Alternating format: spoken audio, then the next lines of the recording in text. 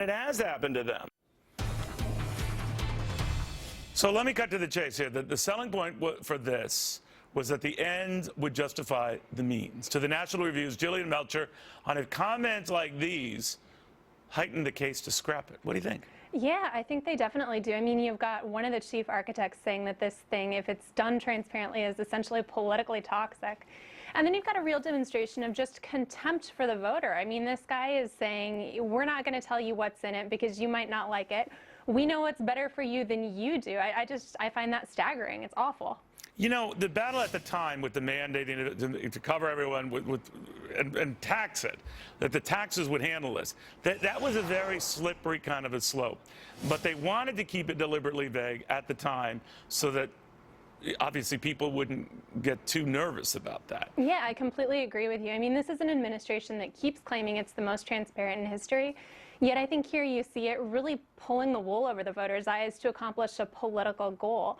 And I think now, you know, they're playing games with words. It's no surprise that the implementation of this law was pretty rocky.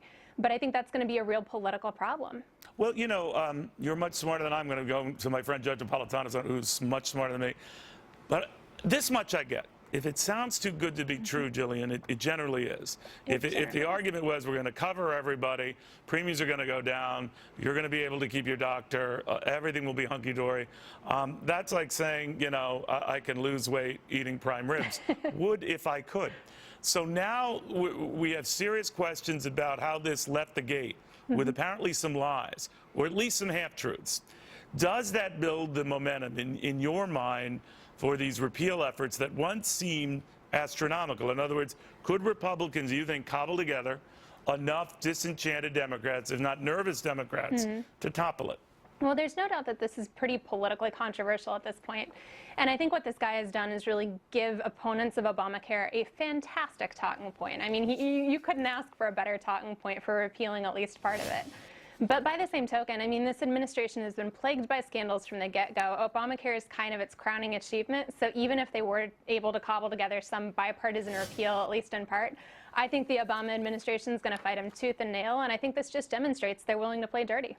Well, you know what's really explosive, these comments, and we've had Jonathan here many times. He's supposed to be on today.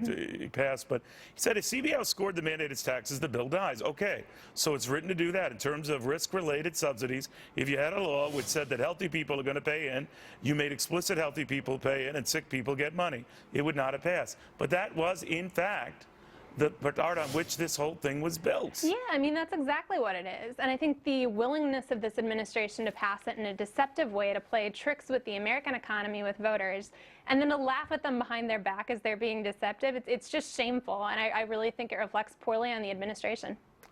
It's sort of like they said, the idiots bought it. The idiots bought it. All right, Jillian, thank you very, very much. Thank you. Now on to another prediction I'm going to make. This one I don't think is a leap. Finding this video of the Obamacare architect's remark